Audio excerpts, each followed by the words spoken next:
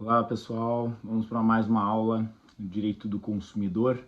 Hoje a gente vai falar sobre cobrança de dívidas, sociedade do crédito, estudar um pouquinho então sobre essa parte que analisa a chamada Open Credit Society, né? Uma ideia surgida principalmente a partir dos anos 70 e 80 nos Estados Unidos, e uma lógica que foi criada como estímulo ao consumo e que hoje já está bastante sedimentada como um nicho de mercado, né, bastante concorrido, né, com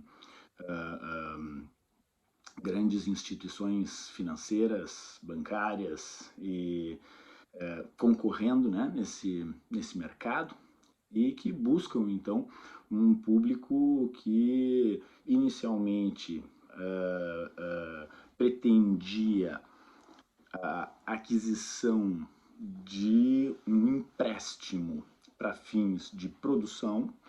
Então, a ideia inicial do empréstimo era o empréstimo para o investimento, né? Então, a ideia no início do século XX, né, de criar uma maior possibilidade de alcance do crédito aos cidadãos, né, por meio de instituições financeiras, se deu inicialmente de maneira bastante restrita, porque o cálculo do spread era feito levando-se em conta o risco e a arte do banqueiro consiste justamente em verificar a capacidade de reembolso daquele que busca esse crédito. E é por isso que o Sofocleto, né, criou um paradoxo onde ele dizia que os bancos eram instituições que emprestavam dinheiro a quem provava que não precisava dele, porque era muito difícil demonstrar que tinha condições de pagar depois, né, por esse empréstimo. Então havia uma restrição muito grande porque se entendia que o risco de inadimplemento era muito grande e o juro, portanto, era muito alto e havia uma tendência a não se recorrer ao crédito.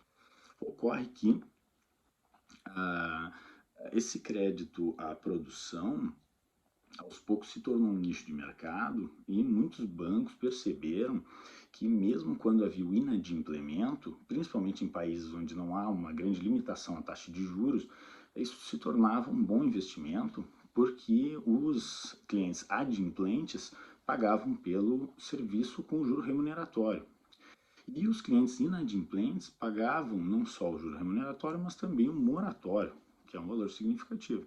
E mesmo que viessem a falir, o valor era habilitado e recuperado no mais das vezes ou vendido para escritórios de cobrança, né, por um valor ainda que mais baixo e a diferença abatida do imposto de renda. Então isso passou a se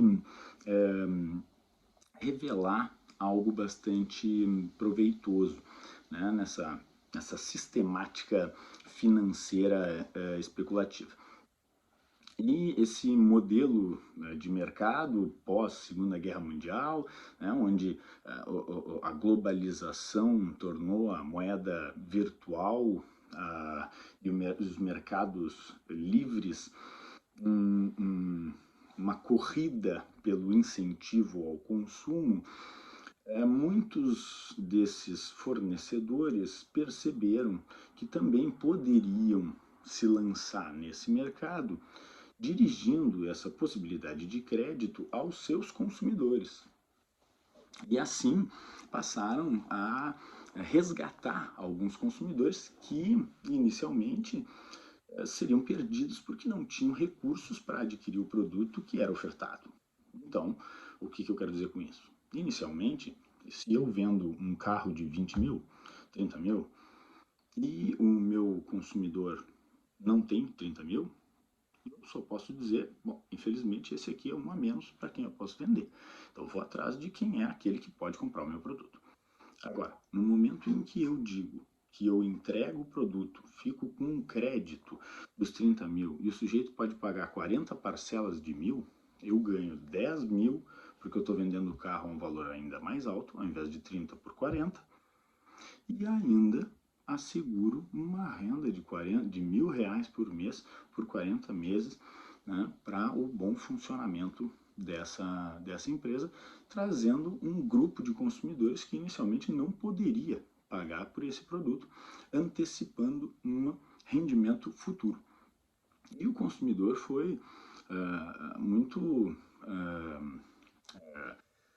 convencido, né? Foi seduzido pela ideia de que poderia adquirir produtos e serviços que a princípio não estariam ao seu alcance. A democratização dos produtos e serviços foi vista com muito bons olhos, né? Atingiu classes mais baixas que puderam alçar então e ter alcance a produtos de fato nesse aspecto é algo positivo, né?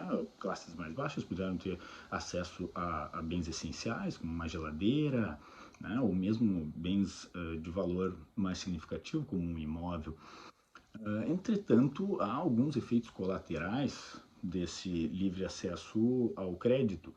E isso não foi inicialmente percebido na medida em que a massificação do acesso ao crédito, na criação dessa ideia de Open Credit Society, fez com que mesmo as lojas varejistas, pequenos, né, empreendimentos, já dissessem leve agora e pague depois. Então isso se tornou algo muito corriqueiro, né? É muito comum.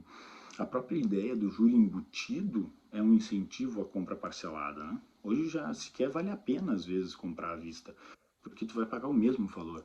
Né? É como dizer que o valor do bem do carro aquele é 30 mil, mas se tu comprar ele parcelado, fica 40 mil, porque o juro ali vai dar 10 mil, né, de diferença. Aí o que eu posso fazer é dizer que o valor à vista é 40 mil, e se tu comprar em 40 vezes de R$ 1.000, tu compra sem juros. Então, na verdade, eu estou estimulando a comprar o produto parcelado, porque para mim vale a pena, e ao dizer que o valor do produto efetivo à vista é mais alto do que ele seria, eu estou, na verdade, ocultando o valor daquele juro e estimulando essa compra da forma como é mais vantajosa para aquele fornecedor. Esse estímulo fez com que as próprias financeiras percebessem que o dinheiro em si, né, a possibilidade de emprestar dinheiro, fosse reconhecida como um nicho específico. Então, a entrega do dinheiro é, por si só, o produto ofertado, né? O serviço financeiro é esse, o objeto da relação de consumo é essa. Não é que eu vendo o computador e aí, como ele é parcelado, eu vendo também o crédito para comprar o computador. Não, eu vendo o dinheiro. Né? Eu dou o dinheiro uma vez e ele me devolve esse dinheiro de maneira parcelada. Claro que isso não é novo, né? Isso remonta aí a milhares de anos, né? Desde sempre. Aí, o Mercador de Veneza é uma obra belíssima para analisar esse papel do crédito já há muitos anos. Mas o distrato com os devedores é que foi mudando de face, né? No passado era muito comum essas penas, tanto no direito romano, as penas físicas, né? Então tinha 3 devedores, cortava o corpo do sujeito em 3 pedaços e entregava para o credor. Essa é uma matéria do direito consumidor que tem uma ligação muito grande com o direito das obrigações. Né? Eu venho comentando nas nossas aulas que cada aula tem relação com uma outra matéria de direito. Né? A gente teve uma aula sobre direito constitucional do consumidor, né? Que falou sobre direitos fundamentais, uma aula que dá para a gente falar sobre direito administrativo, responsabilidade civil, contratos do consumidor, a gente vai falar sobre processo civil. Então, aqui a gente fala sobre o direito das obrigações. E vocês lembram, né, nos estudos do direito das obrigações, que a relação de crédito e débito existe aí remonta aos primórdios da civilização. Então, a ideia de um credor, um devedor e uma prestação é concomitante aí à ideia de uma autocomposição que criou, portanto, a possibilidade de se manter pendente crédito, né? Uma prestação, uma exigibilidade, uma possibilidade de se obrigar a partir do pacta sunt servanda, né? E aí a gente tem as fontes do direito obrigacional, que aqui também podem servir. No fato do produto ou do serviço é a responsabilidade civil. O ato ilícito provoca o nascimento da obrigação de indenizar. Os contratos, contrato de consumo, assim como os contratos em geral, são a fonte, né, o negócio jurídico, gera o nascimento da relação jurídica obrigacional, cujo credor e devedor são os sujeitos da relação também de consumo, aqui na nossa relação. Então aqui a gente tem a relação onde o credor, devedor, são consumidor e fornecedor. Claro que numa relação de consumo é bom lembrar que tanto credor quanto devedor são consumidor e fornecedor ao mesmo tempo. O que eu quero dizer com isso? Cada um dos sujeitos da relação é credor e devedor das suas respectivas prestações. Então, uma relação de consumo. Eu vou comprar um livro em uma livraria. Eu chego na livraria e digo, eu quero comprar este livro aqui que custa R$40. Eu sou consumidor, né? Então, primeira classificação, sou consumidor. Segundo, sou devedor de R$40. Terceiro, sou credor do livro. Então, sou credor e devedor ao mesmo tempo. A livraria é fornecedor, assim como a editora e todo o rol que compõe, né, a cadeia produtiva que criou aquele livro, são todos eles solidariamente, porque a relação é de consumo, fornecedores. Assim como são, e nessa relação específica ali com a loja, que é quem está me entregando o objeto, né, é quem me deve no momento em que eu pago os R$40 pelo livro, é ela a credora dos R$40 e a devedora do livro. Quando a gente está diante de uma relação de crédito, a instituição financeira empresta o valor e passa a ser credora da devolução do valor correspondente ao mútuo, que é esse contrato de empréstimo. O consumidor já obteve aquilo que era a sua prestação, que é o direito ao crédito, à antecipação dos valores. Agora, ele deve pagar o débito.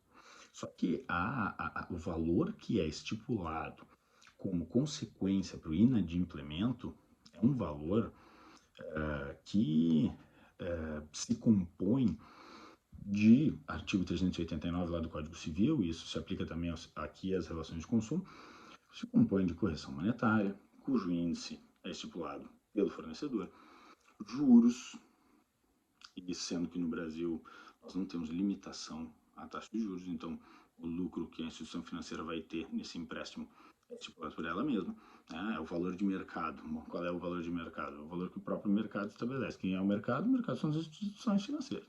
Então elas vão estabelecer qual é esse patamar possível, né, que pode ser cobrado. Cláusula penal, enfim, todas aquelas possibilidades ali de encargos que são aplicados em virtude da mora.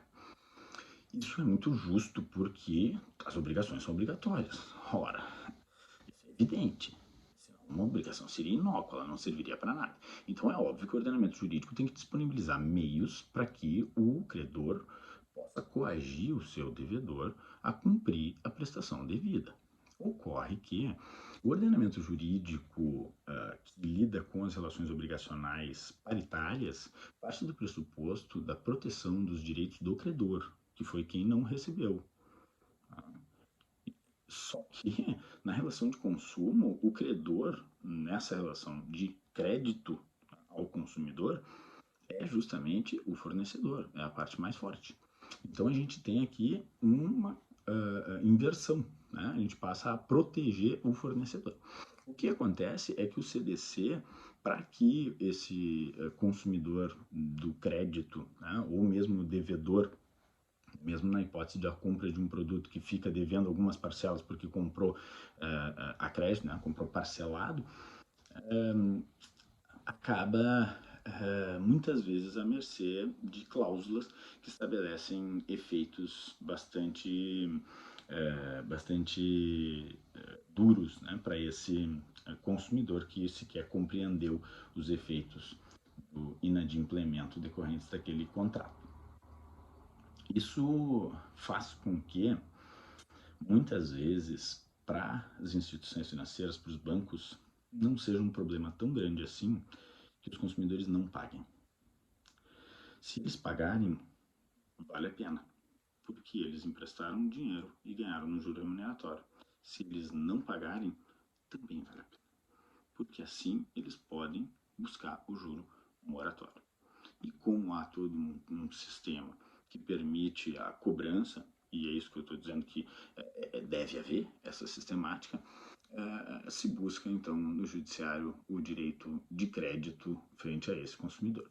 Só que como vale a pena, né, explorar esse mercado de crédito, muitos passaram a buscar um consumidor que não pague as suas dívidas para que assim possam amortizar mês a mês, o que significa pagar só o juro, e manter aquela dívida do correspondente ao principal por muito tempo, né? Que era o que se fazia na Idade Média, manter alguém como devedor para sempre. Né? Então algumas pessoas vão lá, pegam 10 mil reais emprestado porque o filho ficou doente, o juro ali, né, do cartão de crédito 500%, a dívida em questão de alguns anos que não foi paga porque o sujeito não conseguiu pagar aqueles 10 mil, já que o filho teve mais problemas de saúde e assim ele não conseguiu buscar esses valores, né? E a dívida está em 50 mil, está em 100 mil. Né? E aí o que acaba acontecendo é que, para que isso não aconteça, ele paga todos os meses, religiosamente, 2 mil, 3 mil, e assim a dívida continua em 10. Só que ele já pagou 20 vezes o valor daquela dívida ao longo de 5 anos, né? 6 anos. Ele já pagou não só aqueles 10, ele já pagou 30, só que ele continua devendo 10. Essa é a perversão que o sistema financeiro acaba levando ao superendividamento, né, o chamado superendividamento. O CDC não conta propriamente com uma previsão que proteja o consumidor superendividado. E há um projeto de lei, né, o PL 3515 de 2015, que é excelente, brilhante, já houve muitas moções, muitas audiências públicas, né, eu já cheguei inclusive a participar, fui a Brasília. É um lobby muito forte, é muito difícil conseguir essa atualização do CDC para a regulamentação do crédito, então passando a exigir que essa informação seja de fato bastante né, incisiva, que o consumidor tenha direito, por exemplo, ao prazo de reflexão que possa levar para sua família, porque às vezes ele se arrepende, ele percebe que o juro é muito alto depois que já assinou e não tem como desistir, né? Não tem como desfazer aquele negócio. E se vende esse crédito, né? No centro se vê dinheiro na mão, então o consumidor acaba sendo muitas vezes convencido pela própria publicidade, né? Sem consulta ao Serasa, SPC, então é muito fácil o acesso. E a gente tem que pensar que quando o banco empresta dinheiro para alguém e essa pessoa não consegue reembolsar ele, se a arte do banqueiro consiste em emprestar dinheiro para quem consegue devolver, falhou também o consumidor ao pegar dinheiro para mais do que poderia pagar, mas falhou o banco em emprestar dinheiro para mais, ao invés de fazer o cálculo corretamente da verificação da capacidade de reembolso. E a ideia, então, do CDC é tentar dividir um pouco desse prejuízo, ao invés de permitir que esse credor exija todas as consequências que ele mesmo estipulou em caso de inadimplemento e que ele mesmo sabia que ocorreriam, visto que aquele consumidor estava desempregado, estava com sérias dificuldades e que evidentemente não conseguiria arcar. Muitas vezes, quando ele não paga, então se passa esse valor a um escritório de cobrança, que tem práticas bastante impertinentes, né? Liga de madrugada, final de semana, insiste, né? E por isso então que a gente tem um capítulo lá que busca essa proteção do consumidor. Então a seção 5, a gente ainda está lá nas práticas comerciais, e o 42 fala da cobrança dos débitos. Então o artigo 42 vai falar: na cobrança de débitos, o consumidor inadimplente não será exposto ao ridículo, nem será submetido a qualquer tipo de constrangimento ou ameaça. Então, esse dispositivo chama atenção para a necessidade de que o fornecedor não haja de modo a coagir esse devedor inadimplente, né, como ligar para o emprego da pessoa para deixá-la constrangida, né, ou ir até a frente da casa da pessoa e insistir para que os vizinhos percebam, né, porque há ainda uma pecha muito grande na sociedade daquele que é o perdulário, né, o caloteiro. Então, se perdeu o preconceito contra o crédito, mas não se perdeu o preconceito contra o devedor inadimplente, né? Se aceita que todo mundo tenha dívidas, porque todo mundo compra parcelado, então é natural ser endividado. Mas ser super endividado é visto com maus olhos. Né? O endividado é quem tem dívidas. Aí somos todos nós, né? Basta assinar uma TV por assinatura e ter uma conta de luz, a gente tem dívidas. Maravilha. Isso faz parte da sociedade de consumo. Agora, ser super endividado é quem tem mais dívidas do que patrimônio. Então, ele não vai conseguir pagar as suas dívidas, né? Se fosse uma empresa, se chamaria de falência. Como é uma pessoa física, não há como decretar a falência, então simplesmente todos os credores vão cobrar o que conseguirem cobrar e isso leva a família inteira à mendicância, porque não há um sistema de proteção e é isso que se pretende criar. E se busca, se exige essa cobrança até buscar o máximo que esse sujeito tiver. Né? Alguns bens são impenhoráveis, né? Mas a gente pensar, por exemplo, o salário é impenhorável. Agora, surgiu uma nova forma já há alguns anos, que é o chamado crédito consignado, onde o banco busca direto na conta. Então, é mais do que penhorável. Ele nem precisa de um processo de execução e nem de um mandado do juiz para penhorar. Ele pega o dinheiro direto. O consumidor não tem jeito de escolher se ele vai comprar remédio, leite das crianças ou pagar a dívida. O banco vem antes e pega o valor correspondente, né? Por isso, e aí se criou isso dizendo que o juro seria mais baixo. De certo, de fato, né? O juro é mais baixo porque o risco é mais baixo. Mas ainda assim isso não significou uma efetiva queda na taxa de juros e hoje a gente tem muitos consumidores que têm comprometido inclusive o seu salário, sua dignidade, né, o acesso aos bens. Né? Tem um exemplo, né, dessa exposição ao ridículo que foi uma escola que colocou um cartaz nas paredes do colégio com a lista dos alunos inadimplentes. Então, isso estava constrangendo esses alunos a pagar o valor da mensalidade. Existem meios para se exigir o adimplemento. Não é que o credor não tenha o direito de ação, ele pode cobrar na justiça e deve, para não perder esse direito à pretensão, né? A prescrição está correndo. A escola tem todo o direito de exigir o pagamento desse débito. Agora, o modo como vai fazer isso é que deve ser observado para não causar danos a direitos extrapatrimoniais. Um detalhe bem importante aqui está no parágrafo único. O consumidor cobrado em quantia indevida tem direito à repetição do indébito por valor igual ao dobro do que pagou em excesso acrescido de correção monetária e juros legais, salvo hipótese de engano justificado. O que acontece aqui? No parágrafo do 42, nós temos a chamada repetição de indébito em dobro. Inicialmente, pode dar a impressão de que seria a cobrança de uma dívida de modo duplicado que autorizaria o consumidor a exigir a devolução do valor cobrado, mas a sequência da leitura desse parágrafo permite concluir de que é o valor pago. Então não basta ser cobrado em duplicidade. Eu tenho que ter sido cobrado em duplicidade e pago nas duas vezes. Por exemplo, eu recebo uma conta da NET e vou lá e pago a conta. Aí no outro dia, o meu irmão tá chegando em casa, ele vem e diz, ó, chegou a conta da NET, tu paga hoje? Aí eu olho e digo, mas eu já paguei ontem, ó, tá aqui a minha conta da NET. Ele diz, nossa, eles mandaram duas vezes, mandaram ontem e mandaram hoje, devem ter se equivocado. Posso cobrar deles o valor correspondente ao dobro do que me foi cobrado? Não, porque eu só paguei uma vez. Então eles se equivocaram, posso reclamar, posso ir no PROCON, é uma prática abusiva, cobrar duas vezes, né?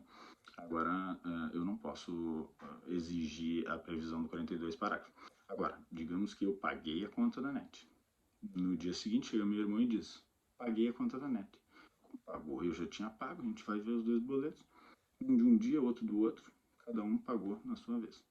Vai ter que ir atrás, buscar a repetição do débito, conseguir que essa empresa devolva o valor, e aí, como vai ter que passar por todo esse problema, ganhou o mês de graça. Por quê? Porque se o valor da correspondente foi R$ 300 daquela conta, eles pagaram 600. Logo, o valor que vai ser devolvido seria 300, que foi o que foi pago a mais, que é o valor do enriquecimento ilícito, e em razão da previsão do 42, por ser uma relação de consumo, mais 300 porque é em dobro. Se fosse uma relação civil, se diria não, devolve só 300, que foi o valor pago indevidamente, né? Pagamento indevido, fonte, né? Das obrigações lá também, né? Declaração unilateral. Nesse caso, ela é em dobro para desestimular o fornecedor a esse tipo de prática. Senão os fornecedores iam mandar sempre, ops, né? Foi 2 vezes. Quem pagasse 2 vezes e não percebesse, não cobrava. Alguns iriam reclamar e aí devolve o que foi pago a mais. Então, para desestimular esse comportamento, essa previsão do 42. O 42A também é importante porque exige ali todas as informações. Outro detalhe interessante sobre o parágrafo anterior que eu estava comentando é a repetição do indébito prevista no Código Civil, que está lá no 940, mas ela é diferente, né? Ela é diferente. Não é em dobro, é só para cobrança judicial indevida, né? Exige má-fé, o que não ocorre aqui. Então, só pode ser quando requerido, aqui pode de ofício, né? Então não confundam lá com o 940 do Código Civil, porque aqui a gente está falando sobre o 42 do CDC. E para fechar, seção 6 dos bancos de dados e cadastros de consumidores. Aqui no 43, a gente tem outras questões bem importantes. Os cadastros de proteção ao crédito foram criados não só para proteger os credores que ofertam crédito e assim terem uma melhor capacidade de verificar o poder do consumidor de reembolsar esses valores e assim cumprir com a sua função no mercado financeiro, que é emprestar dinheiro para quem tem condições de pagar sem sofrer depois danos à sua dignidade, também serve para que o consumidor não agrave a sua condição de superendividado, né? Porque muitos consumidores que não têm educação, né, para gerir a sua saúde financeira, né, acabam então muitas vezes pegando empréstimos para saldar empréstimos anteriores. Então isso acaba virando uma bola de neve. Claro que isso, em último caso, pode ser uma possibilidade, quando o juro ainda é mais baixo, mas no mais das vezes, quando alguém já tem uma dívida que compromete um valor significativo, pegar novos créditos só agrava a situação. Tá? Então, tá com o nome negativado, de certa forma, também pode proteger. Entretanto, a forma como ela é usada, né, como esses cadastros são usados, como instrumento de pressão para o pagamento, já que na sociedade do crédito, com o nome negativado, eu não consigo comprar muita coisa. Tem coisas que eu só consigo comprar se eu tiver cartão de crédito. Se eu não tiver o acesso ao cartão de crédito, eu não consigo sequer comprar, não consigo ter acesso ao comércio eletrônico, não consigo comprar bens de valor mais significativo, né? Então, se uma pessoa é um pouco mais pobre, ela não consegue ter acesso a compra de um fogão, ou enfim, de um bem o qual ela tem necessidade para a sobrevivência sua e da sua família, né? Então, o que acontece é que o consumidor acaba pagando com mais velocidade aqueles fornecedores que usam esse instrumento como forma de pressão.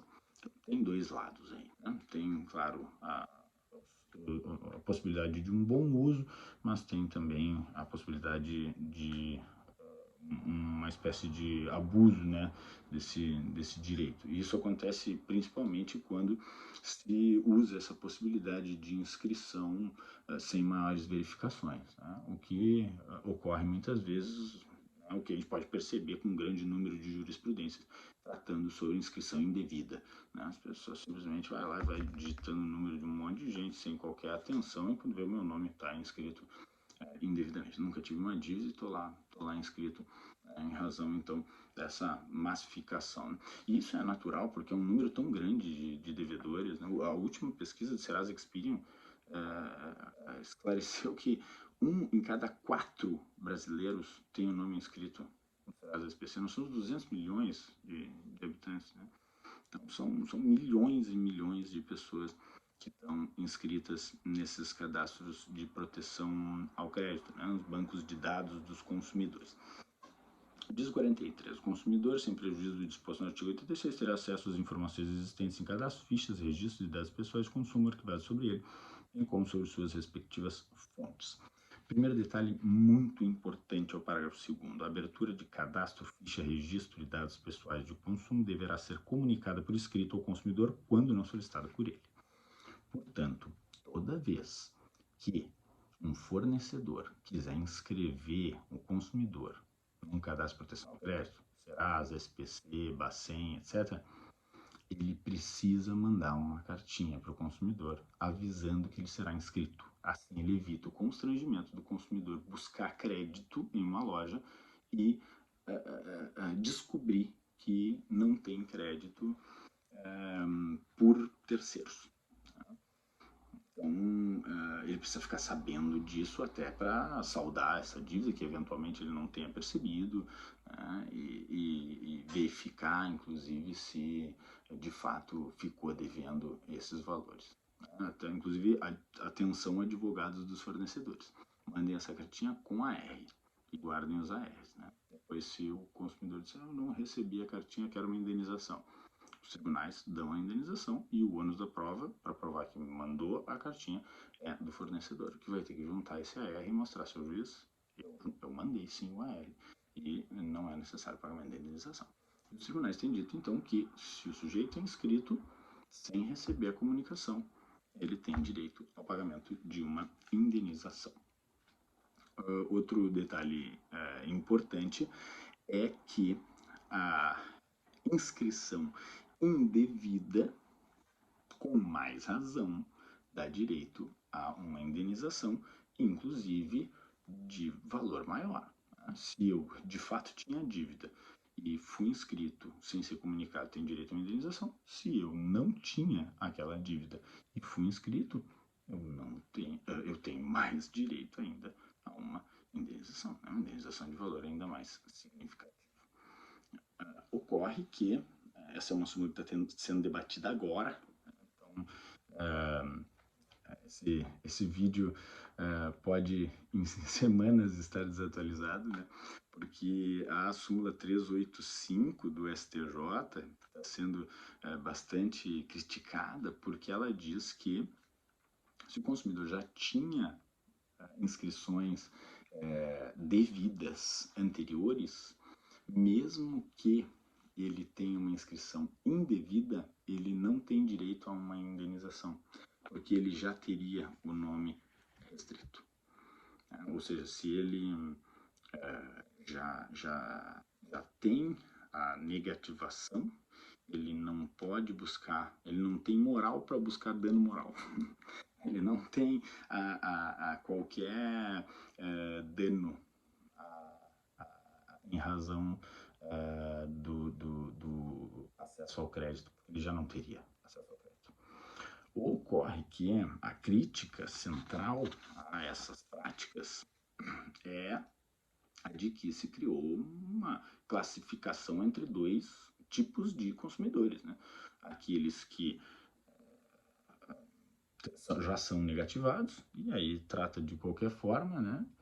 E aqueles que ainda não são negativados, e aí há todo aquele cuidado para que não haja qualquer tipo de equívoco. Né? Então, essa criação de classes, né? e mesmo não reconhecimento do dano causado àquele que recebe uma cobrança a qual não é devida, o que gera, evidentemente, uma angústia, não é só a impossibilidade de acesso ao crédito, né?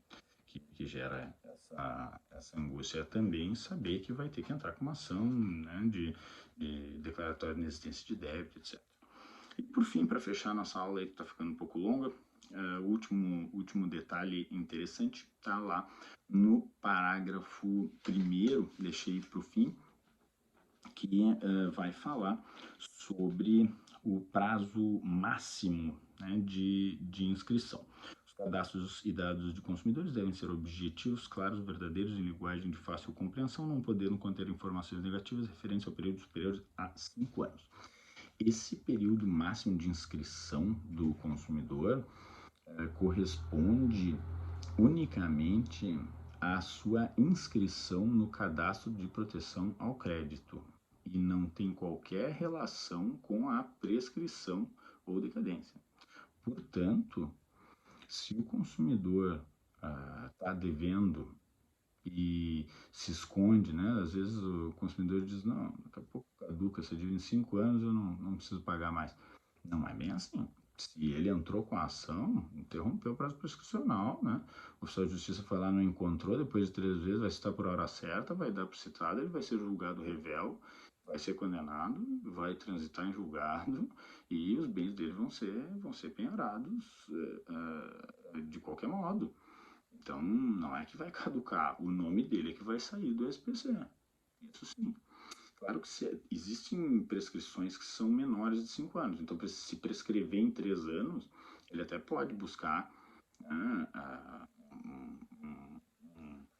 reconhecimento judicial de que essa dívida se tornou uma obrigação natural e, portanto, que o seu nome seja retirado dos cadastros. Mas, a princípio, se pode dizer que legalmente 5 anos é o prazo máximo se não for realizado o pagamento. Se for realizado o pagamento, o que os juízes mais das vezes dizem é que o fornecedor tem 24 horas.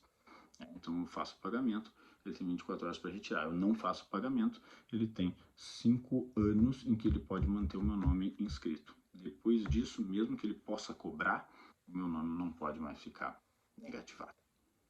Tá certo, gente? Então tá bom. A gente se fala na semana que vem. Obrigado.